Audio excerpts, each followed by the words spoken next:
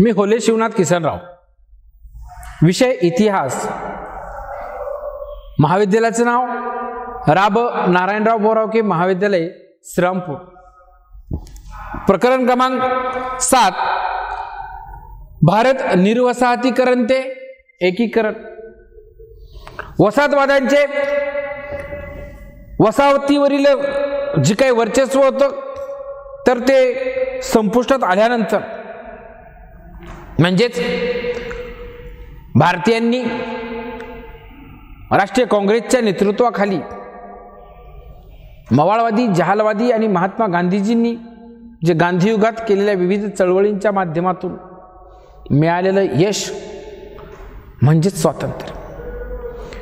राष्ट्रीय काँग्रेस खेरीज आझाद हिंद सेना, क्रांतिकारक या सर्वांनी आपला खारीचा वाटा, सर्वसामान्य नागरिकांनी सुद्धा मोलाचा वाटा त्या ठिकाणी उचलला होता। आणि ज्यावेळेस या वसाहतवाल्यांनी आपल्या देशवासियांच्या हातामध्ये देश सुपूर्द केला, त्यालाच काय म्हटलं तर वसाहतवाल्यांनी आपल्या हातामध्ये वसाहतीचा कारभार देणे, त्याला निर्वसाहतीकरण असं म्हटलं तर स्थानिक लोकांच्या हाती सत्ता सुपूर्द करणे म्हणजेच निर्वसाहतीकरण। मग या वसाहतवादाला विरोध, स्वातंत्र्य लढा, स्वातंत्र्य निर्वसाहतीकरणाचे 3 टप्पे, भारताला मिळालेलं स्वातंत्र्य, छोटी छोटी संस्थाने ज्यावेळेस भारतामध्ये अस्तित्वात होती। 15 ऑगस्ट 1947ला देशाला स्वातंत्र्य मिळालं। या काळात भारतामध्ये जी छोटी छोटी संस्थानं होती यांची संख्या जवळजवळ 600 पेक्षा अधिक होती। मग ही छोटी छोटी संस्थानं जी आहेत, ही 600 पेक्षा अधिक संस्थानं भारतामध्ये विलिनीकरणाची एक समस्या त्या ठिकाणी निर्माण झाली होती। निर्वसाहतीकरण ते एकीकरण, देशाला स्वातंत्र्य मिळालं, ही वेगवेगळी संस्थानं स्वतंत्र राहू पाहत होती। मग ही एक बिकट समस्या त्या कालखंडामध्ये निर्माण झाली आणि ती समस्या सोडवण्याचं काम भारताचे उपपंतप्रधान आणि त्या काळात त्यांच्याकडं भारताचे गृहराज्यमंत्री म्हणून जी भूमिका होती, तर ती भूमिका सांभाळत असतानाच त्यांनी ही एकीकरणाची जी भूमिका आहे, तर ती एकीकरणाची भूमिका, कर्तव्य चांगल्या पद्धतीने राबून देशाला अखंडत्व प्राप्त करून देण्याचं काम केलं होतं। भारतामध्ये विलीन होण्यास तयार झाल्यामुळं देशाचे एकत्रीकरण होणे शक्य आलं। एकंदरीत आपण या पाठामध्ये की निर्वसाहतीकरण ते एकीकरण याची बाबत माहिती पाहणार आहोत आणि देशाला स्वातंत्र्य मिळाल्यानंतर जी समस्या देशासमोर उभी राहिली होती, जे पोलादी पुरुष सरदार वल्लभभाई पटेल यांनी काम करून दाखवलेलं आहे, तर त्या कार्याची माहिती आपण प्राप्त करून घेणार आहोत। निर्वसाहतीकरण ते एकीकरण हा मुद्दा पाहत असताना भारताला जेव्हा स्वातंत्र्य मिळालं,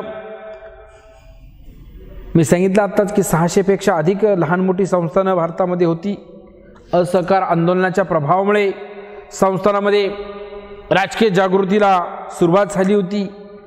संस्थानाच्या विलिनीकरणाचा प्रश्न सोडवण्यासाठी सरदार वल्लभभाई पटेल यांनी अतिशय मुत्सद्दीपणाने एक मार्ग काढला होता।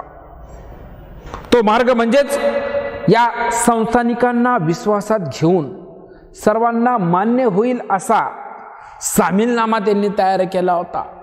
सगळ्यांना मान्य होईल असा सामीलनामा कोणी तयार केला तर सरदार वल्लभभाई पटेल यांनी हा सर्वांना मान्य होईल असा सामीलनामा तयार केला होता। म्हणजे कुणाची एकाची बाजू न घेता सगळ्याला सर्वसमावेशक असा निर्णय ज्यावेळेस घेतला जातो तेव्हा सगळे तयार होतात। त्याच पद्धतीने हा निर्णय सरदार वल्लभभाई पटेल यांनी घेतला आणि त्यानुसार ही सर्व संस्थानं जी आहेत एका पाठोपाठ एक भारतामध्ये सामील व्हायला तयार झाली। काही संस्थानं मात्र याला अपवाद ठरली। यामध्ये जुनागड, हैदराबाद, काश्मीर या संस्थानांचा अपवाद वगळता इतर संस्थानांकडून या सामीलनाम्याला सकारात्मक प्रतिसाद मिळाला. म्हणजे हैदराबाद, काश्मीर, जुनागड ही संस्थानं जर सोडली तर बाकी सर्व संस्थानांनी एक सकारात्मक प्रतिसाद त्या ठिकाणी दिलेला होता. सर्व संस्थाने भारतात विलीन झाली. सरदार वल्लभभाई पटेल यांनी कणखर भूमिका घेऊन राहिलेली जी संस्थानं आहेत, जुनागड म्हणा, हैदराबाद म्हणा, काश्मीर म्हणा, या 3 संस्थानांचा सुद्धा विलिनीकरणाचा प्रश्न सोडवला होता. म्हणजे पहा, जवळजवळ 600 पेक्षा अधिक संस्थानं देशाला स्वातंत्र्य मिळाले तेव्हा भारतामध्ये होती. देशाचं अखंडत्व, देशाची एकी जर टिकवायची असेल तर ही सर्व संस्थानं भारतात विलीन झाली पाहिजेत. आणि स्वातंत्र्यानंतर ब्रिटिशांनी त्यांना असा अधिकार दिला होता, काही संस्थानांना भारतात राहायचं की न राहायचं, का पाकिस्तानमध्ये जायचं, काहींना भारतात नव्हतं जायचं, पाकिस्तानला नव्हतं जायचं, स्वतंत्र संस्था आपल्या राष्ट्रीय ठेवायचं होतं. आम्हीच आमचे राजे आणि आम्हीच आमचं सरकार. परंतु देशाचा अखंडत्व टिकवायचा असेल, देशामध्ये एकी घडून आणायची असेल, सर्वांना समान न्याय द्यायचा असेल तर सर्व संस्थांना एकीकरण झालं पाहिजे.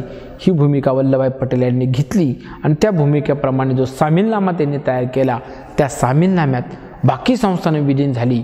परंतु हैदराबाद, जुनागड आणि काश्मीर यांनी त्या कालखंडामध्ये विरोध दर्शवला होता. सर्वप्रथम जुनागड संस्थानाचा प्रश्न सरदार वल्लभभाई पटेल यांनी सोडवला होता. जुनागड हे गुजरात, सौराष्ट्रातील संस्थान,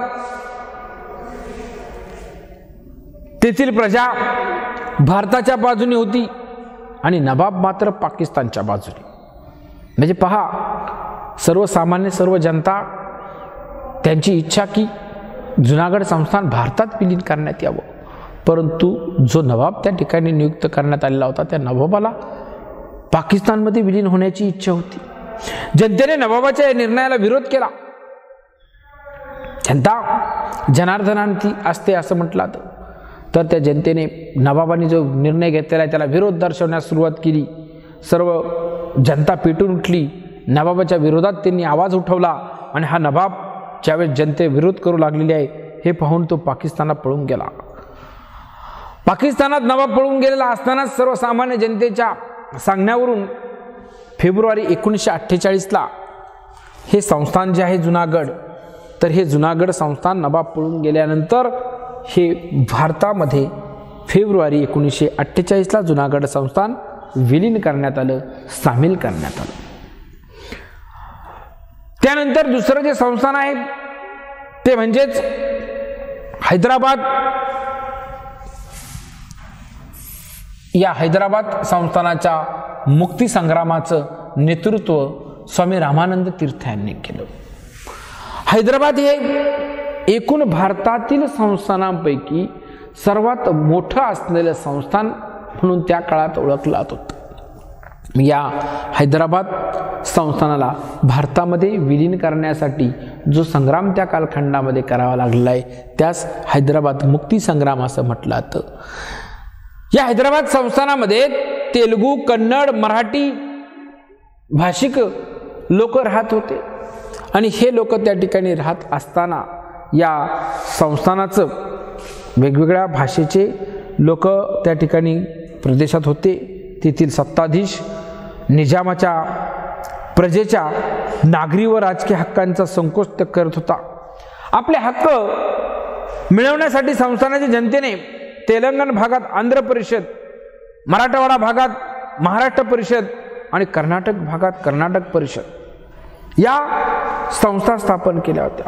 आणि हे करत असताना या संस्थानाचं नेतृत्व करण्याचं काम स्वामी रामानंद तीर्थ यांनी केलं होतं. हे 3 भाषिकांचं राज्य होतं. तेलुगू, कन्नड आणि मराठी या 3ही भाषिकांच्या नेतृत्व करण्याचं काम स्वामी रामानंद तीर्थ यांनी केलं होतं. या तिघांनीही एक प्रकारे आपापल्या संस्थानामध्ये आपले हक्क आपल्याला मिळवण्यासाठी संस्थानातील जनतेने तेलंगण भागात आंध्र परिषद, मराठवाडा भागात महाराष्ट्र परिषद आणि कर्नाटक भागात कर्नाटक परिषद या संस्था स्थापन केल्या. या संस्थानांच्या मुक्ती लढ्याचे नेतृत्व स्वामी रामानंद तीर्थ करत होते. त्यांना संस्थानातील तिन्ही विभागातील निष्ठावंत कार्यकर्त्यांनी मोलाची साथ दिली होती. जे काही निष्ठावंत कार्यकर्ते होते, तेलुगू, कन्नड, मराठी या तिन्ही भाषिकांनी स्वामी रामानंद तीर्थ यांना मोलाची साथ देण्याचं काम केलं होतं. स्वामींनी स्थापन केलेल्या हैदराबाद स्टेट काँग्रेसने संस्थानातील विलीनीकरणाच्या लढ्याला चालना दिली आणि लढा तीव्र झाला. त्यांनी जी हैदराबाद स्टेट काँग्रेस नावाचा जो पक्ष स्थापन केला होता, तर या हैदराबाद स्टेट काँग्रेसची स्थापना स्वामी रामानंद तीर्थ यांनी केली होती. त्याच हैदराबाद स्टेट काँग्रेसला या मराठी, कन्नड, त्याचबरोबर तेलुगू, देशम किंवा भाषिक लोकांनी मोठ्या प्रमाणात सहकार्य करण्याचं काम हे केलेलं होतं. या हैदराबाद स्टेट काँग्रेसने संस्थानातील विलीनीकरणाच्या लढ्याला चालना दिली आणि लढा अधिक तीव्र केला. ही जी हैदराबाद स्टेट काँग्रेस स्थापन केली होती स्वामी रामानंद तीर्थ यांनी, तर त्यांच्या या लढ्यास गती देण्याचं काम केलं होतं. लढा अधिक तीव्र करण्याचं काम करण्यात आलं. हैदराबाद स्टेट काँग्रेसने हैदराबाद संस्थान भारतात विलीन करावे असा ठराव केला. निजामाने स्वतःचे वर्चस्व गमावण्याच्या भीतीने ठरावास विरोध केला. निजामाला असं वाटत होतं आपलं वर्चस्व या ठिकाणी जाते की काय. हा ठराव जर संमत झाला, भारतामध्ये जर हे हैदराबाद सामील झालं, तर इथून पुढच्या कालखंडामध्ये आपलं वर्चस्व राहणार नाही. या भीतीने त्याने विरोध करण्यास सुरुवात केली. निजाम पाकिस्तानकडे तर प्रजा भारताच्या बाजूने. निजामाचा कल कोणाच्या बाजूने? पाकिस्तानच्या बाजूने. तर संपूर्ण सर्वसामान्य जनता ही भारताच्या बाजूने होती. अशी परिस्थिती त्या ठिकाणी उद्भवलेली असतानाच निजामाने प्रजेला धडा शिकवण्याचा प्रयत्न केला. निजामाचा जो हस्तक आहे कासिम रजवी, तर या कासिम रजवीने सर्वसामान्य जनतेला जी निजामाच्या विरोधात आहे, मग या सर्वसामान्य जनतेला त्याच्या हस्तकाने धडा शिकवण्यासाठी त्याच्या हस्तकाचं नाव कासिम रजवी रजाकार संघटना स्थापन केली आणि सर्वसामान्य जनतेवर अन्याय अत्याचार करण्यास सुरुवात केली. की जी जी जनता निजामाच्या विरोधात आहे, तर त्या जनतेला कासिम रजवी व त्याची रजाकार संघटना त्रास द्यायला सुरुवात केली. लोकशाहीवादी चळवळीला पाठिंबा देणाऱ्या प्रजेवर त्यांनी अत्याचार केले. निजाम आपल्या भूमिकेवर अडून राहिला.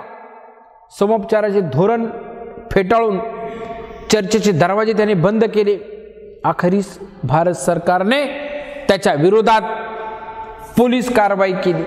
त्यालाच ऑपरेशन पोलो असं म्हटलं जातं. जर संगनमताने चर्चा करून जर प्रश्न सुटत असेल, तुम्ही जर भारतामध्ये सामील होत असाल, तर आम्ही तुम्हाला शिक्षा करणार नाही. परंतु जर तुम्ही समोपचाराचं धोरण जर सोडून दिलं, समोपचाराचं धोरण त्या निजामाने बंद केलं होतं, कासिम रजवीनी जनतेवरती अन्याय केले होते, मग आता त्यांनी समोपचाराचं धोरण सोडून दिलं आणि पोलीस कारवाई, त्यालाच ऑपरेशन पोलो असं म्हटलं जातं.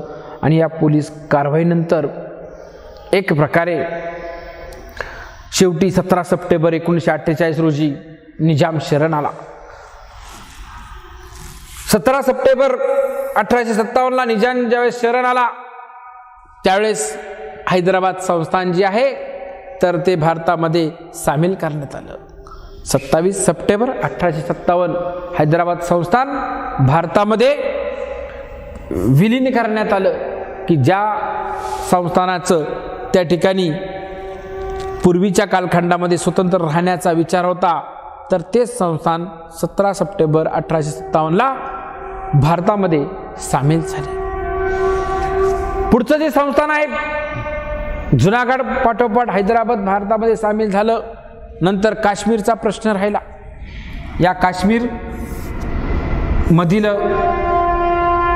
राज्य करीत असणारा राजा जो आहे त्याचं नाव होतं हरिसिंग. याने सुरुवातीच्या कालखंडामध्ये देशाला स्वातंत्र्य मिळाल्यानंतर जो अधिकार ब्रिटिशांनी दिला होता, एकतर भारतात सामील व्हा, नाहीतर पाकिस्तानमध्ये जा, नाहीतर स्वतंत्र सत्ता उभा ठेवा. मग या हरिसिंगाने तीच भूमिका सुरुवातीच्या कालखंडामध्ये घेतली होती. या हरिसिंगाने असं ठरवलं की आपण भारतातही विलीन व्हायचं नाही आणि पाकिस्तानमध्येही नाही, आपण आपलं स्वतंत्र राहू. परंतु अल्पावधीतच पाकिस्तानने असा प्रयत्न सुरू केला की हे काश्मीर जे आहे तर ते भारतामध्ये विलीन करण्याचा प्रयत्न त्याने सुरू केला. हरिसिंग राजावरती दडपण आणण्याचा प्रयत्न केला. आपलं सैन्य पाठवून काश्मीरचा ताबा मिळवण्याचा प्रयत्न केला. मग 22 ऑक्टोबर 1947 रोजी या संस्थानावर पाकिस्तानी सीमेवर सशस्त्र टोळ्यांनी आक्रमण केलं. 22 सप्टेंबर 1947ला ज्यावेळेस या काश्मीरवरती पाकिस्तानी सैन्याने ज्यावेळेस आक्रमण केलं त्यावेळेस राजा हरिसिंग हा काश्मीरचं संरक्षण करू शकला नाही. त्याने पाकिस्तानला घाबरून भारताकडे मदतीची याचना केली. भारत सरकारने ठणकावून सांगितलं, सरदार वल्लभभाईंनी त्या ठिकाणी ठणकावून सांगितलं, गृहमंत्री होते ते भारताचे, उपपंतप्रधानही त्या कालखंडामध्ये तेच होते, जर तुम्ही हे काश्मीर संस्थान जर भारतामध्ये विलीन करत असाल तर आम्ही निश्चितपणे तुम्हाला मदत करू. हरिसिंग राजासमोर दुसरा पर्याय राहिला नाही. एकीकडून पाकिस्तानी सैन्य आक्रमण करत आहे आणि भारताने सुद्धा मदतीची आट अशी ठेवली की तुम्ही सामीलनामा अधिकार सुपूर्द करा आणि नंतर आम्ही तुम्हाला मदत करू. मोठ्या धाडसाने सरदार वल्लभभाई पटेल यांनी हा सामीलनामा त्यांच्यासमोर मांडला आणि ते त्या सामीलनाम्यास तयार झाले. 27 ऑक्टोबर 1947ला त्यांनी मदत मागितली आणि मदत मागितल्यानंतर आपण सामीलनामा सुपूर्द करण्यास त्यांना सांगितलं. त्यांनी सामीलनामा हा भारताकडं देण्याचं मान्य केलं आणि जास्तीत जास्त भाग जो आहे तर तो 1948 म्हणण्यापेक्षा 47लाच काश्मीरच्या पाकिस्तानच्या ताब्यातील हा भाग आपण प्राप्त करून घेतला. परंतु तरी सुद्धा भारतीय लष्कराने कारवाई करून काश्मीरचा बहुतांश भाग आपल्या ताब्यात घेतला, परंतु काही भाग अद्यापही पाकिस्तानच्या ताब्यात आहे. तो प्रश्न अजून सुटलेला नाही. त्या काळात या घुसखोराच्या हातात राहिलेला काही भाग जो आहे तर तो प्राप्त करण्यात यावा यासाठी 1948 मध्ये काश्मीर प्रश्न जो आहे तर तो काश्मीर प्रश्न संयुक्त राष्ट्रसंघात मांडण्याचं काम भारत सरकारने केलं होतं. दोन देशातील काश्मीरच्या या वादास आंतरराष्ट्रीय स्वरूप प्राप्त झालं. काश्मीरमधून पाकिस्तानी सैन्य काढून घेणं प्रौढ मताधिकाराच्या आधारे तत्कालीन नॅशनल कॉन्फरन्स पक्षाच्या सरकारने घटनासभेसाठी मतदान घेतलं. घटनासभेने भारतात विलीन होण्यावरती शिक्कामोर्तब केले. जम्मू काश्मीरची घटना अंमलात आली व तेव्हापासून जम्मू काश्मीर हा भारतातील संघराज्याचा अविभाज्य भाग आहे. भारतीय राज्यघटनेने कलम 370 अन्वये काश्मीरला विशेष राज्याचा दर्जा प्रदान करण्यात आला. तो जो प्रश्न तेव्हापासून स्वातंत्र्य मिळाल्यापासून सुरू झालेला आहे. अद्यापही भारत पाकिस्तानचं काश्मीरसाठीचं युद्ध संपलेलं नाही. कारगिलचं युद्ध काश्मीरसाठीच झालं. गेल्या वर्षी भाजप सरकार भारतामध्ये स्थापन झाल्यानंतर आपल्या सैनिकांची एक तुकडी उडवण्याचं काम त्यांनी केलं. मोदीजींच्या नेतृत्वाखाली जी सर्जिकल स्ट्राईक झालं त्यातूनही पाकिस्तानला धडा शिकवला आणि अजूनही 4-2 त्यांचे सैनिक 4-2 आपले सैनिक रोज दगावत आहेत. प्रश्न तोच आहे काश्मीरचा. बहुतांश भाग भारताने मिळवलेला आहे, परंतु राहिलेला भाग पाकिस्तानच्या ताब्यात आहे. का पाकिस्तानला वाटते काश्मीर मला मिळावा, भारताला वाटते काश्मीर हा आमचाच आहे. मग या प्रश्नावरती अद्यापही 100% जो काही बाकी संस्थानांच्या बाबतीत रिपोर्ट मिळाला तो अद्याप मिळालेला नाही. परंतु सरदार वल्लभभाई पटेलांनी आपल्या मुत्सद्देगिरीने देशाला स्वातंत्र्य मिळाल्यानंतर जी काही परिस्थिती भारतामध्ये निर्माण झालेली होती या परिस्थितीवरती भारताची एकी, भारताचं अखंडत्व जे अवलंबून होतं तर ती भूमिका यशस्वीपणे त्यांनी निभावली. जवळजवळ 600पेक्षा अधिक संस्थानं भारतामध्ये होती.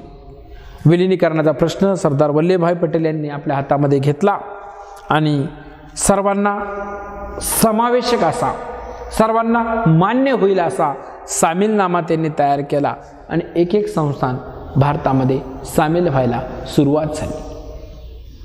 अपवाद म्हणून जुनागड, हैदराबाद आणि काश्मीर ही 3 संस्थानं अपवाद वगळता 600 पेक्षा अधिक बाकीची सगळी संस्थानं भारतामध्ये विलीन झाली. मोठ्या मुत्सद्देगिरीने वल्लभभाई पटेलांनी सुरुवातीस जुनागड की तेथील जनता भारताच्या बाजूने, नवाब मात्र पाकिस्तानच्या बाजूने होता, त्याच्या विरोधात धडक कारवाई केली. जनतेने विरोध दर्शवताच नवाब पाकिस्तानला पळून गेला आणि फेब्रुवारी 1948ला जुनागड भारतात विलीन करून घेतलं. त्यापाठोपाठ हैदराबाद मुक्ती संग्राम, तेलुगू, कन्नड, मराठी भाषिक लोक त्या ठिकाणी राहत होते. एकूण संस्थानापैकी भारतातील सर्वात मोठं संस्थान म्हणून हैदराबाद संस्थानाचा उल्लेख केला जातो. याचं नेतृत्व स्वामी रामानंद तीर्थ यांनी केलं होतं आणि हैदराबाद भारतात विलीन करण्याच्या प्रक्रियेलाच हैदराबाद मुक्ती संग्राम असं म्हटलं जातं. मग हे करत असताना स्वामी रामानंद तीर्थ यांनी स्थापन केलेली हैदराबाद स्टेट काँग्रेस, या स्टेट काँग्रेसला तेलुगू, कन्नड, मराठी भाषिकांनी मोठ्या प्रमाणामध्ये सहकार्य केलं. 3ही भाषिकांनी या हैदराबाद स्टेट काँग्रेसवरती विश्वास ठेवून आपण भारतामध्ये सामील व्हावं असा त्यांची इच्छा होती. रामानंद तीर्थ यांना निष्ठावंत कार्यकर्त्यांनी नेटाने त्या ठिकाणी सहकार्य केलं. जनता भारताच्या बाजूने, निजाम पाकिस्तानच्या बाजूने, जुनागड सारखीच परिस्थिती याही ठिकाणी होती. निजामाचा हस्तक कासिम रिझवी याने रजाकार संघटना स्थापन केली आणि सामान्य जनतेचा छळ करण्यास सुरुवात केली. निजामासंग चर्चा करण्याचा प्रयत्न केला, परंतु चर्चेची द्वार ज्यावेळेस बंद झाली त्यावेळेस भारत सरकारने निजामाच्या विरोधात पोलीस कारवाई, ऑपरेशन पोलो त्या ठिकाणी मोहीम हातामध्ये घेतली. कारवाई करताच निजाम 17 सप्टेंबर 1857ला शरण आला आणि ज्यावेळेस तो शरण आला त्यावेळेस हे हैदराबाद संस्थान जे आहे तर ते भारतामध्ये सामील करण्यात आलं. आणि तिसरं आहे काश्मीर. त्या ठिकाणी हिंदू राजा हरिसिंग राज्य करत होता. बहुसंख्य जनता मुस्लिम असताना सुद्धा राज्य करणारा राजा हा हिंदू होता. या राजाने न पाकिस्तान न भारत, काश्मीर हे स्वतंत्र संघराज्य राहीन असं मान्य ठरवलं होतं. भारताने काही आक्षेप घेतला नव्हता सुरुवातीला, परंतु ज्यावेळेस पाकिस्तानने या राजा हरिसिंगवर काश्मीर पाकिस्तानमध्ये सामील करण्याचा दबाव आणला, 22 सप्टेंबर 1947ला त्याने धडक मोहीम काश्मीरवरती पाकिस्तानी सैन्याने आक्रमण केलं. त्यावेळेस त्याने भारत सरकारची मदत मागितली. राजा हरिसिंगाने मदत करण्यास भारत सरकार तयार आहे, परंतु तुम्ही जर काश्मीर संस्थान भारतामध्ये विलीन करत असाल त्यावेळेस मदत करू. राजा हरिसिंगाने जो सामीलनामा आहे तर तो सामीलनामा भारत सरकारचे गृहराज्यमंत्री वल्लभभाई पटेल यांच्याकडे सुपूर्द केला. भारताने पाकिस्तानच्या विरोधात धडक मोहीम घेतली आणि त्या सैन्याचा पराभव करून हे काश्मीर सुद्धा भारतामध्ये विलीन करून घेतलं. भारतीय सैनिकांनी घुसखोरांच्या ताब्यातील बहुसंख्य काश्मीरचा प्रदेश भारतात विलीन करून घेतला, परंतु अद्यापही काही भाग त्यांच्या ताब्यात आहे. प्रश्न त्यांनी संयुक्त राष्ट्र संघात नेला 1948ला, परंतु राष्ट्रसंघाने सुद्धा त्यामध्ये तोडगा काढला नाही. अनेक देशांमध्ये ही प्रश्नावरती चर्चा वेगवेगळ्या संघटनेत करण्यात आली, सार्क संघटनेत करण्यात आली, परंतु सर्वांच्या दृष्टीने हा जो पाकिस्तानचा प्रश्न आहे डोकेदुखीचा काश्मीरबाबतचा, तो अद्यापही 100% सुटलेला नाही. पुढच्या तासाला आपण दादरा नगर हवेली, गोवा ही जी संस्थानं आहेत तर ती भारतामध्ये कशा पद्धतीने विलीन करून घेतली याबाबत माहिती पाहू. धन्यवाद.